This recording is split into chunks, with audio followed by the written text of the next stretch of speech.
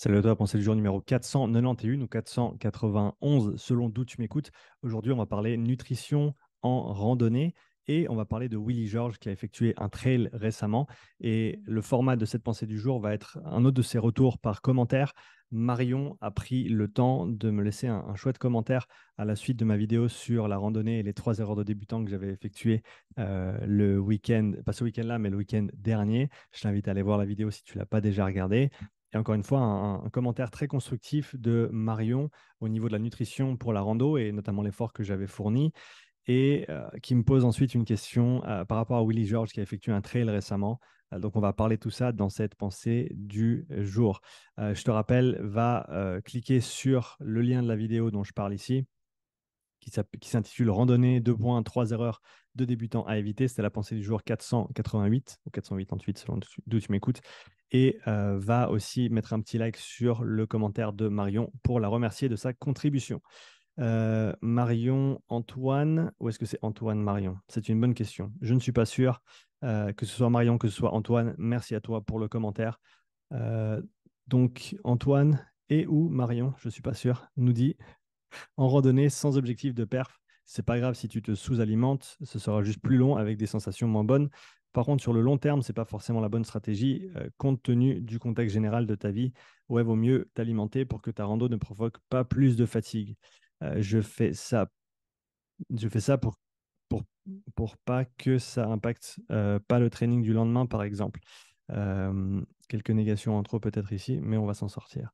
La rando, ça crame à mort. 50 grammes par heure, c'est presque léger pour toi, vu ton poids. Donc, je fais 93 kilos, 93 kilos à l'heure actuelle. Si tu souhaites que ta sortie ne provoque pas plus de fatigue, j'entends par là qu'elle te sert de sortie de récup plutôt que de créer de la fatigue en plus.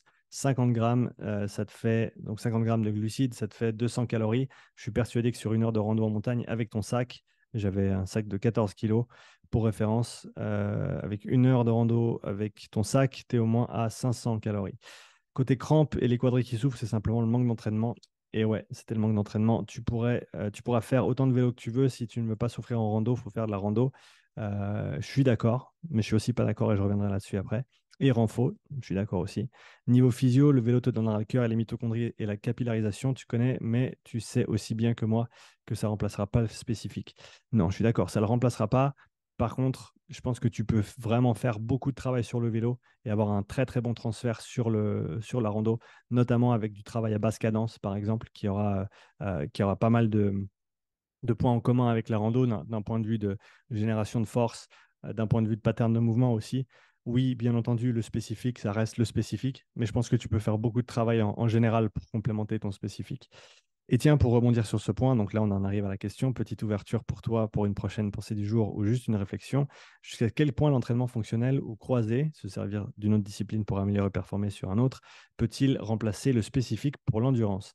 On a vu récemment Willy George terminer un trail de 40 km et 3000 mètres de D+, sans aucune prépa, 99e sur 103 en 10 heures. Peut-on dire que le CrossFit prépare à tout? D'un certain point de vue, il a terminé le trail, donc oui, surtout vu son poids de corps et son inexpérience du trail, c'est énorme. D'un autre point de vue, vu comme il a souffert et vu le temps qu'il a mis, cela en valait-il le coup? Connaissant le niveau de l'athlète, je suis persuadé qu'une légère prépa de 6 semaines, donc spécifique, lui aurait permis de moins souffrir et d'enlever une heure et demie de moins à son temps, ou au moins à son temps. Je ne te donne pas mon point de vue car je ne veux pas orienter ta réponse, mais je te le donnerai si tu me le demandes. Bah écoute, je veux bien avoir ta réponse maintenant que je vais prendre quelques instants pour y répondre. Donc, qu'est-ce que je pense, et je vais reprendre depuis le début parce qu'il y avait quelques questions séparées. Jusqu'à quel point l'entraînement fonctionnel peut-il remplacer le spécifique pour l'endurance? Bah, écoute, clairement, il ne peut pas le remplacer. Tu peux pas faire que du CrossFit et ensuite prétendre d'être bon sur des trails. Et c'est très, très différent, à mon avis, parce qu'aujourd'hui, le CrossFit tel qu'il est pratiqué par la majorité, hein, il y a plein de, il y a tout, il y a autant de il y a autant de manières de pratiquer le CrossFit qu'il y a de pratiquants de CrossFit, théoriquement, ou en tout cas autant qu'il y a de coachs de CrossFit. Donc, tout le monde ne pratique pas le CrossFit pareil, mais la manière dont il est pratiqué aujourd'hui, notamment par les compétiteurs, c'est un sport qui est extrêmement spécifique et qui a un domaine temporel qui est extrêmement spécifique aussi pour 99 ou 99% des événements qui sont dans ce sport, ça va jamais aller au-delà d'une heure. Ça va très très rarement aller au-delà d'une heure. Aux Games, bien sûr, ça va se prolonger et tu vas avoir de longs events. Mais autrement, en compétition régionale, locale, etc., tu verras quasiment jamais des événements qui sont aussi longs que ça. Et si tu en vois un, c'est littéralement un sur une année de compétition. Ce ne sera pas tous les WOD qui vont faire plus d'une heure. C'est simplement pas la manière dont le sport est fait. Donc c'est clair que pour moi, l'entraînement fonctionnel ou croisé avec le CrossFit au centre de cette réflexion, euh, mais le CrossFit compétitif tel qu'on le connaît aujourd'hui, encore une fois, il faut spécifier, parce que sinon le CrossFit au sens large pourrait très bien suffire si tu pratiques de longues sorties, si tu pratiques du trail, si tu pratiques du vélo sur des très longues distances en parallèle à tout ce que tu fais dans la salle, ce qui devrait normalement être le cas pour une pratique, on va dire, sport santé et non compétitive. Mais clairement, tu ne peux pas te préparer pour un événement spécifique tel qu'un trail de 40 km avec 3000 mètres de D+, juste en faisant du CrossFit. Et donc, peut-on dire que le CrossFit prépare à tout? À mon avis, non. Alors, est-ce qu'il te prépare? Oui, comme tu l'as dit, hein, il a terminé son trail, donc c'est super. Mais après, quel était l'objectif? L'objectif était-il juste de terminer le trail? Si c'est le cas, ben c'est cool, il l'a terminé. Après, est-ce qu'il aurait pu gagner un petit peu plus, entre guillemets, s'il avait fait une prépa, tu as dit une prépa spécifique 6 semaines? Oui, elle peut être spécifique, mais elle peut aussi être générale. Ça peut être juste, on va faire plus de trail pendant 2, 3 mois et on va faire plus de longues distances, donc on va ralentir un petit peu.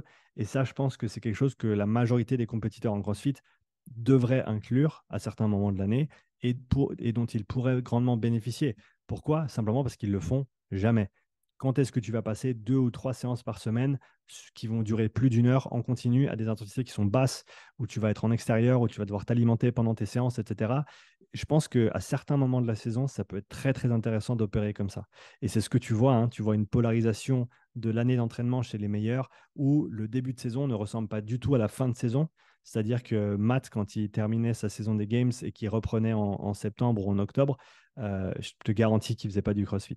Je te garantis que les 2, 3 premiers mois de ses entraînements, il ressemblait en rien à ce qu'il allait faire en juin, juillet pour se préparer pour les Games de l'année suivante. Donc, on voit une polarisation de plus en plus importante de la structure de l'entraînement et du contenu de l'entraînement aussi chez les compétiteurs de haut niveau, où ils vont faire des camps de plusieurs semaines de vélo à la montagne, des choses comme ça. Ça se fait de plus en plus. Et tu le vois d'ailleurs de par les chiffres qui sortent des tout meilleurs sur le vélo notamment. Tu n'atteins pas ces chiffres-là en faisant juste une demi-heure de vélo de temps en temps par-ci, par-là. C'est des gens qui ont dédié des heures et des heures à certaines périodes de l'année à ce développement-là et ça se voit clairement sur leur valeur de test et sur leur valeur d'entraînement également. Donc, à mon avis, tout le monde bénéficierait dans le monde du CrossFit à faire plus de disciplines comme le trail, par exemple. Encore une fois, est-ce que c'est à faire 2 jours avant ta plus grosse compète de l'année? Absolument pas. C'est là où il faut venir avec une structure de saison et une approche qui soit cohérente par rapport à ton niveau, par rapport à tes attentes, par rapport à tes besoins. Donc, je dirais que non, le CrossFit ne prépare pas à tout, en tout cas pas de la manière dont il est pratiqué aujourd'hui par la majorité des compétiteurs.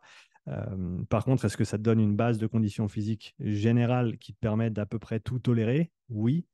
Mais encore une fois, on voit que le très très long, c'est pas du tout le gagne-pain des crossfitters parce qu'on s'entraîne jamais sur ces domaines temporels-là. Combien de séances d'un crossfitter de compétition dure plus de, disons, 1 heure et demie sur une saison complète, sur 12 mois d'entraînement? Combien d'entraînements dure véritablement plus d'1 heure et demie en continu? Donc un entraînement en vélo, de course à pied, peut-être même un très très long circuit, mais le chiffre est beaucoup beaucoup trop bas à mon avis par rapport à ce qui pourrait être pratiqué, encore une fois, à certains moments de l'année. Après, je pense que c'est génial que des gars comme Willy aillent faire des trails, mais après, comme tu l'as dit, vu comme il a souffert, et j'ai pas vu la vidéo s'il y en a une à laquelle tu fais référence, mais s'il a beaucoup beaucoup souffert pour finir son trail en 10 heures, est-ce qu'il aurait eu meilleur temps de faire un trail qui faisait la moitié de la distance ou peut-être juste de pratiquer le trail sans faire une compétition à proprement parler pendant plusieurs semaines pour en retirer des bénéfices, notamment de durabilité, de résistance à la fatigue, d'accumulation de volume de basse intensité aussi qui va être à mon avis très constructif pour la suite de la saison et de sa préparation. Est-ce que ça aurait été mieux dans ce sens-là? À mon avis, oui, peut-être, Mais encore une fois, je ne suis pas dans sa tête et je ne sais pas pourquoi il a effectué ce trail. Donc, je ne veux pas je veux pas non plus mettre des mots là où il n'y en a pas. Mais encore une fois, je pense que c'est génial que Willy aille explorer des disciplines comme le trail.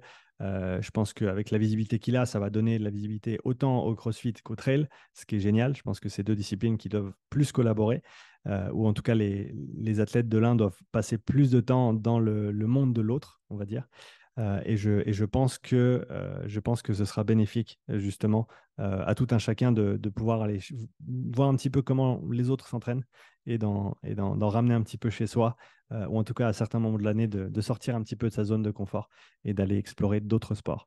Donc voilà pour ma pensée sur ce commentaire et sur cette réflexion autour de Willy et du trail. Dis-moi ce que tu en penses en commentaire. Je suis ouvert bien sûr à avoir tort ou à ne pas être complètement aligné avec ce que toi tu penses. C'est pour ça qu'on est là, on est là pour échanger, on est là pour apprendre. Donc laisse-moi un commentaire sous la vidéo et je me réjouis de partager avec toi plus de pensées du jour dans les jours et les mois qui viennent.